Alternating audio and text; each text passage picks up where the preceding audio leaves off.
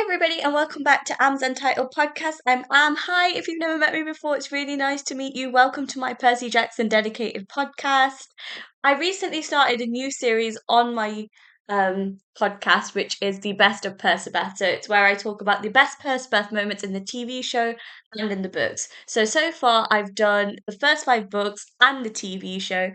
And I thought in today's episode, we could talk about the top 10 best Percabeth moments, in my opinion, from the first five books. So, sort of just to round the first five books up before I move on to Heroes of Olympus. So, let's just get into it. I'm really excited. It was very difficult for me to narrow it down, but I'm really happy with the selection that I've made, and I hope you guys are too. If anybody feels feel free to disagree with me. Basically, let me know what your guys' favorite Percabeth moments. This was really difficult for me. It took me a week to decide my favorite moments, but I'm like I said, I'm really happy with the selection that I've made, and I hope that some of these scenes are definitely top favorites for everyone. So the first scene, they're not really in a number order. I've not made them as if like, oh, number one is the best moments to number 10. They're just 10 scenes, 10 Percabeth scenes that I just love and that I just thought were absolutely magical. So the first scene I wanted to talk about is when, of course, Percy meets Annabeth and she says her iconic line, which is, "You draw when you sleep." And I love that because it is such an unexpected opening to this. And I think a lot of people didn't see Percabeth coming, which shocks me to some extent as well. Because I'm like, how did you guys not see it? And it's like little moments like these where they just have like a sort of weird first meeting, I guess you could say. And I think it just sort of like keeps this reoccurring theme that she's the person that always keeps him grounded, no matter how heroic he may be, and someone who always keeps him on his toes. And I love that. I love that they have this back and forwards, like bickering banter. I think it's really cute. And I think it makes a good, solid foundation for this relationship. The second best Percabeth moment that I was thinking about is the scene when Annabeth gives her necklace to Percy for good luck before his fight with Ares. It's like I talked a little bit more in detail about this when I reviewed the Lightning Thief book, and when I talked about the best moments of Percabeth in that book, because it's such a symbolic thing. Like she's giving this one piece of her dad that she has left to Percy, and I think it just sort of rids his mind of any doubt that she believes in him and that she trusts him and that she knows that he's a good person, a good friend who will always help people and he'll always do whatever it takes for someone that he cares about. And I thought that that moment was really special. And it just shows such a change in their relationship. Like I said, from the beginning of the Lightning Thief book to just her giving him her necklace in like the sort of last parts of the book. I thought that that scene was really interesting, and kudos to Rick for creating such an iconic moment. I think the third best Percabeth moment that I was thinking about was the scene where Percy has his picture of Annabeth in his notebook, and he's such a simp. Like the guy fully printed it out when she emailed it to him just so he can stare at it. I think it's very cute and it just shows like from the beginning it's always been Annabeth. Like even though there's been other people, what he feels for Annabeth is just something that um he can't overlook. And I don't think he realizes how deep in he is until right at the end of the books, which is what I love. I love that about him. And I think it's really, really cute. Anybody else, I would think it was cringy, but when they do it, I just think it's really cute. I know, I'm a hypocrite. I'm sorry. Okay? I get it. It's just because I love them so much. Like, there is nothing they can do that makes me feel uncomfortable. Anyway, number four is the Siren Bay, of course, where Percy saves Annabeth from temptation. And they have this hug, and he grabs her and dunks her head in the water to break the spell of the sirens. And the moment ends with them just hugging. And, you know, Annabeth is just, she's been very, like, overly. overwhelmed with everything that she's just seen, and Percy just being there as her safe place, as her rock, as her pillar of strength, and just putting his arms around her and just making sure that she's okay. I thought that that moment is just beautiful, just absolutely beautiful. Like Siren Bay is one of those scenes where every single time I reread the books, it's the scene that I look forward to. It's the scene that I always remember. And I think it's such an amazing moment because it's if you had had doubts about Percabeth before being a thing, I think after you've seen that scene, you know that it's just, yeah, they're a forever. Like, there's no other way I can put it. They have a relationship that's just, what's the word? Do you know what? I don't fall speechless. I talk a lot in my life, but when it comes to them two, there are just times where I see and they do things, and it honestly rends me speechless, and I'm just like, wow. Um, so yeah, Siren Bay I had to put in the top 10 because it's just one of those scenes that is absolutely iconic, and it's so well written by Rick as well. That scene, like if you read it in the books, it's just chef's kiss perfection. Number five, so we're halfway through the top 10 moments, is the scene where Percy tells Annabeth at the end of Titan's Curse that he owes her a dance from the beginning of the book. Now, that scene isn't a scene that's talked about very often. It's a very simple moment, but I just like it because it just shows them just getting to be ordinary kids and just enjoy each other's company. And I think it shows a little bit of Riz from Percy as well, which I thought was iconic. And I've overlooked that moment. How many times have I read the books now? Like three times? I've overlooked that moment a few times, but when I read it for the third time when I was reviewing the books for the podcast, it stuck with me, and I thought it was really, really cute. And it's just the fact that before that, of course, Athena has already told Percy that she doesn't approve of his relationship with Annabeth, and the fact that he just takes her to dance in front of them just makes me laugh. And I loved it. I thought that moment was really, really cute. And it's so simple. I've mentioned this a few times in the podcast. Like for me, it's not big romantic gestures. It's those little moments that just become so significant. And I think that this dance scene was very significant. And of course, Percy had been separated from Annabeth for most of Titan's Curse. So it was just nice to see them have a moment together, even if it was at the end of the book. I thought it was really like refreshing. Um, Number six is, of course, I had to put the first Percabeth kiss in there, and you know, it's just that scene is just so iconic because it was what I'd been waiting for. And I remember like the first time when I read the books, like I was literally like shaking in anticipation because it literally came out of nowhere, and I swear it caught me off guard. I was like, whoa. Like I remember when I was sat in the train rereading the books for the second time, and I squealed because I was so excited. I had to control it, of course. I was on a public train, like it's slightly embarrassing. But it was just like it was one of those moments where it makes you feel giddy, and I don't normally feel like that. I never get so invested in fictional relationships, but I was I was honestly fangirling so hard. Like I really had to control it when I was in the train because I was like, nah, this is just embarrassing. Like I'm just embarrassing myself.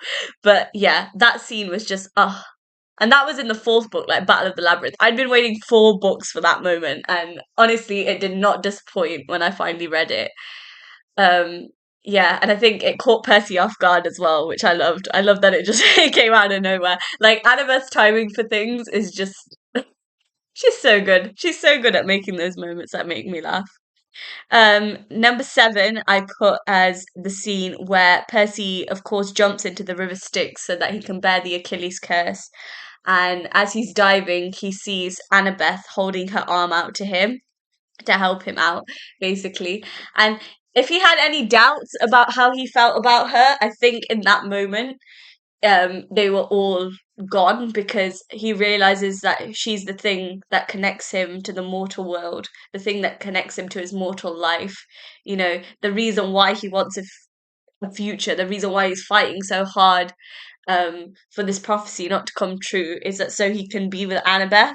And I think that that moment was so Rick is honestly such a genius. Like he creates these moments that are just iconic. Like you just can't forget them. Like when I was going back looking for these moments, I already like had in my mind a few moments that I was going to put in this top 10 episode, and this moment always stood out to me. And I remember when I read it for the first time in the books, I was like, wow, Rick is an incredible writer, and the way he creates these Percabeth scenes is honestly so admirable. And yeah, I had to put that scene in there. I couldn't leave it out of the top 10 because it's such um I think it's such an evolution in their relationship from what they were in the Lightning Thief book to what they've become now. It it's just there's no words to describe it, I think, is what I'm trying to say. Number eight is, of course, the scene where Annabeth gets stabbed by Ethan Nakamura protecting Percy's Achilles spot. Now that scene is going to be one of my favorite Percabeth scenes ever, and it's just because the fact that Annabeth didn't know where his Achilles spot was, that she didn't know where his weakness was, but she just had this sixth sense that he was in danger, and she just wanted to protect him. Like even if it took her own life, like she would do anything for him. And I think she's very fatally loyal when it comes to Percy. Like I wouldn't say like that's a fatal flaw that she has all the time, but I see it when it comes to Percy, and I love that. I'm glad that she just has this protectiveness. I don't know if that's the right word for it, but she cares so much about him, and like if something happens to him, like she just couldn't live with herself, and I think that's why she does what she does in that moment. And yeah, it was just I remember when I read it in the books, I was like, whoa! I was like, oh, the Percivash part was like I was shaking when I read that scene. I was like, "Oh my gosh, that's just insane." And again, kudos to Rick. He always creates Percabeth moments at the right moment in time. Like their moments are never random. They're always very intricately placed in moments where the audience are going to remember them, and I love that. That all goes down to Rick being just a phenomenal writer at the end of the day. Oh, so the second to last scene, so number nine, the scene that we're going to be talking about is where, of course, I couldn't leave this big moment out, is the scene where Percy turns down immortality for Annabeth because he knows that even an eternal life, but a life without her, just ain't worth it. And I love that. I'm glad that he wants to have a future, and he wants that future with her, and I love that. It just oh my gosh, like that's the biggest thing. Like he was offered an immortal life, a chance to be a god, and he didn't because he wanted to be with Annabeth. Like he couldn't stand the thought of living a life without her. And oh my gosh, wow, wow, wow, wow. Big, can we just give a big round of applause to Rick for that? Because there aren't a lot of fictional characters that could do what Percy did there. And there's not a lot of guys in real life that can do what Percy did for Annabeth there. And I just want to say, Percy, you are the ultimate. Every girl or guy wants a Percy. Like, come on. Who wouldn't want to be loved like that? Unconditionally. Like, no matter what happens, no prize is big enough to take you away from that person. And I love that. I love that so much about their relationship. My gosh, I think I cried in that scene when I read it for the first time. I can't remember, I was really young when I read it for the first time, but I'm pretty sure I shed a couple of tears because it was just like, it was such a big moment for Annabeth because up until this point, like everybody in her life has like abandoned her. Like, of course, like her mother's been non existent. Her dad, she ran away from home, so she doesn't have a connection with him. Her step family is not like her stepmother is not really in her life either. And then, of course, Thalia left to join the Hunters, and of course, Luke betrayed her to be part of Kronos' army. And like the fact that Percy has given up an opportunity of a lifetime, like to be immortal and to have like a chilled life, basically, he's given that up for a life of danger and like what's the word, like unexpected outcomes to be with her. I think for her, there's no other gesture of love that is bigger than that. And I love that. Yeah. I just, yeah. Wow. Wow, wow, wow. What a moment. Thank you, Rick, for that, for absolutely melting my heart in that scene. If there was any doubt that one day I'm going to turn into a romantic, it will be because of Rick. No, I'm just joking. Nothing could make me a sappy romantic, but when it comes to Percy and Annabeth, I don't know, they just touch this whole other level of softness in me that I didn't even know existed. So, yeah. Final moment that I had to talk about was, of course, the scene where Percy is trying to express to Annabeth um, that he has feelings for her and he's not doing it very well and he's tripping over his words. And of course, Annabeth does her iconic thing where she laughs at him over it. And I just like that scene because it just shows them as normal kids. Like, finally, like, now that this war is over, they've got peace for now. Um, and, he finally has an opportunity to express to her how he's been feeling. And he's not very good at it. And she says, I'm never ever going to make things easy for you, Seaweed Brain. And she kisses him, and it's just, oh my gosh, it was just one of those fangirl moments where you're just like, yeah, this is what I've been waiting for.